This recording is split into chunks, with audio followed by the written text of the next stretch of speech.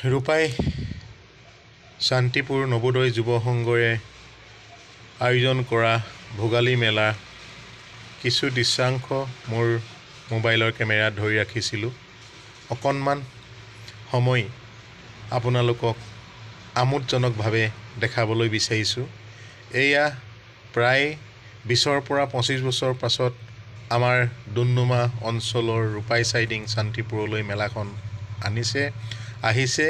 আমি সৌ তেতিয়াই ডুমডুমা চিভিল হস্পিটেলৰ ওচৰতেই এখন মনলাইট চাৰ্কাছ আহিছিল। তাতেই আমি এনেকুৱা ধৰণৰ মেলা, খেলনা, বাজনা, কাপোৰ বিপণী, অন্যান্য ধৰণৰ খাদ্য সম্ভাৰ আমি দেখিবলৈ পাইছিলোঁ। আৰু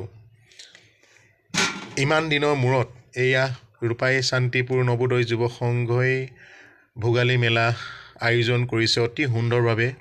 ৰাইজৰ বিপুল সঁহাৰি, বিপুল সমাগম আৰু এই শান্তিপুৰবাসীয়ে লগতে সমগ্ৰ অঞ্চলবাসীয়ে ইমান ধুনীয়াকৈ এই মেলাক সহযোগ কৰিছে, সঁচাকৈয়ে ভাষাৰে কৈ বুজাব নোৱাৰি।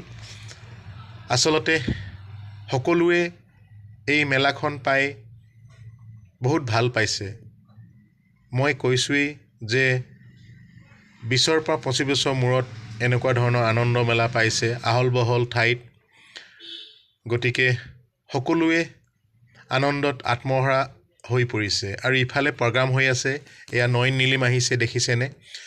এফালে মেলা, এফালে গান বাজনা, অন্যান্য ধৰণৰ সামগ্ৰীয়ে ভৰপূৰ এখন মেলা চাবলৈ পালোঁ বহুদিনৰ মূৰত।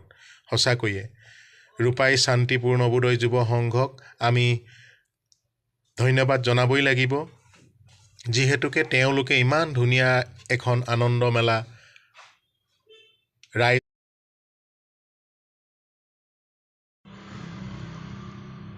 ৰাইজৰ সন্মুখলৈ আগবঢ়াই দিছে। সঁচাকৈয়ে বহুত ভাল লাগিছে।